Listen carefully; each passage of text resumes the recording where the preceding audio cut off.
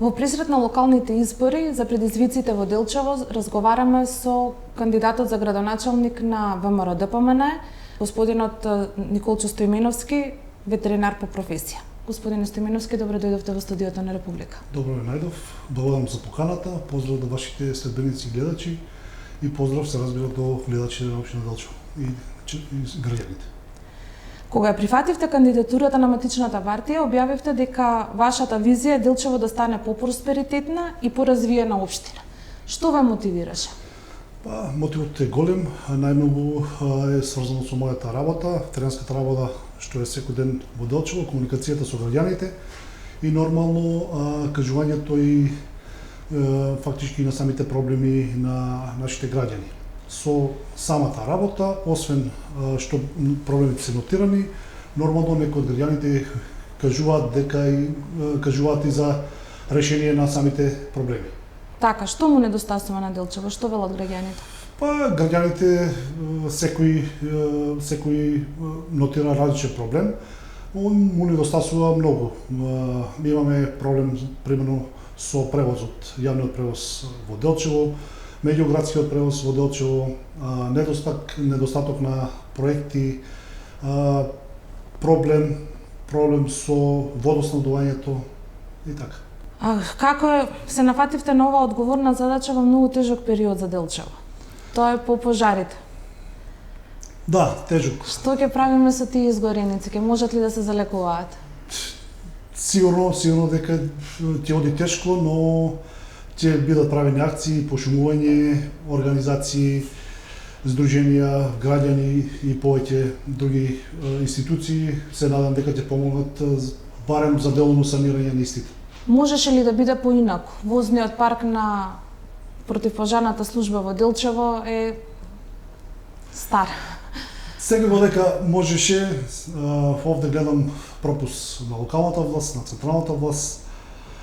Имаше акција, не можам да кажам дека немаше акција, и јас бев на лице место, но со метла и со лопата не се гаси пожар.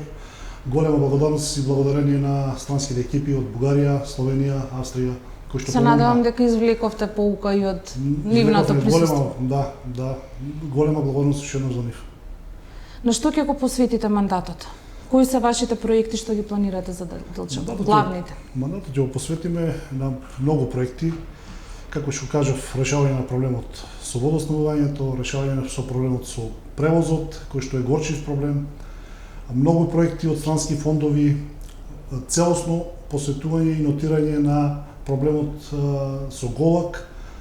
Досега, за жал, ниту една локална власт не успеа да го воскресне Голак како туристичко место.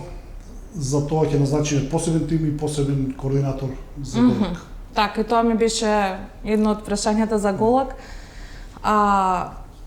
Со тоа претпоставувам дека и Пијанец ќе заживее како културно-историско, па и спортско-рекреативен. Да, имаме повеќе планови за Пијанец.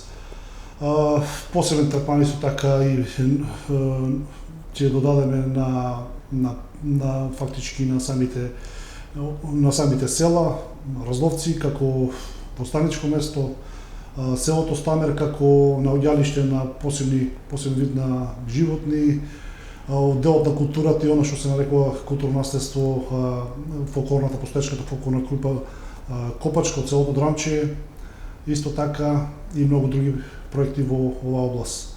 Како што се и пример постоечката Дзелска Сурова да прерасте како нова исто така туристичка понуда. Така.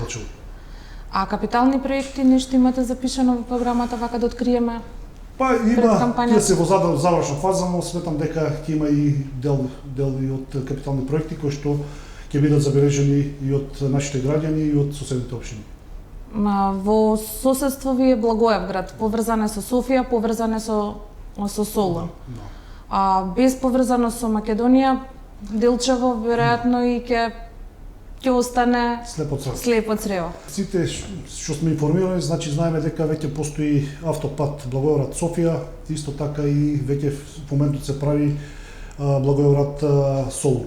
Значи поврзувањето Штип-Кочани-Делчево ќе биде од клучно значење за овој регион и се надевам дека некогаш ќе го оствариме. Стоиме за тоа, но затоа што не е локален проект, се надеваме дека ќе имаме соработка со некоја централна власт кој што ќе успееме да биде реализиран овој проект. Така. Според пописот во 2002 Делчево е најголемиот град во крајниот исток. Ама имам впечаток дека Делчево е град на празни домови. Да.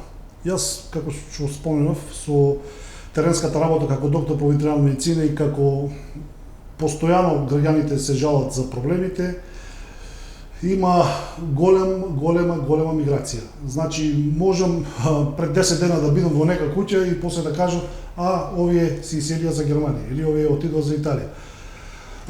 Сезонската работа, ајде, горе-доле пак е окей, но за жал почна и повозрасни граѓани да се иселуваат заедно со цели семејства. Германија, Швајцарија, Италија, Австрија, сегде. Нема просперитет во Делчево, нема живот?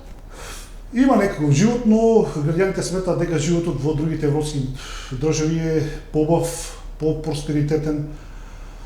Така да изборот е нивни, ние ќе мора да се трудиме овие нешто да ги промениме со проекти, со добри политики и се надеваме дека ќе успееме во тоа. Се надевам дека ќе успеете. Што им замерувате на вашите претходници, а и дали ќе ги пофалите? Јас не би сакал да замерувам за ник. Секој од градоначалниците до сега остави свој белег. Сега прашањето кое ќе се постави дали тоа е доволно, тоа е друго прашање, тоа граѓаните најдобро знаат. Јас не сакам по природа сега да критикувам, но има што да се каже. Тоа што е сработено, може да се сработи повеќе. Очигледно, гледајќи ги проектите за сегашната локална власт, фалат проекти кои се оние што се нарекуваат од странски фондови, европски фондови, имајќи во предвид дека Делчево има проблем со финансиите и така да горчив проблем. Имате само еден против кандидат, тој е актуелниот градоначалник. Да. Каква кампања очекувате? Од моја страна можам да кажам дека ќе биде фер и демократска кампања. Ќе ги оставиме граѓаните сами да се размислуваат, ќе ги оставиме граѓаните сами по собствено видување. Нека победи подобриот, од моја страна ќе биде окей. Ви благодарам за гостувањето. Благодарам и вас.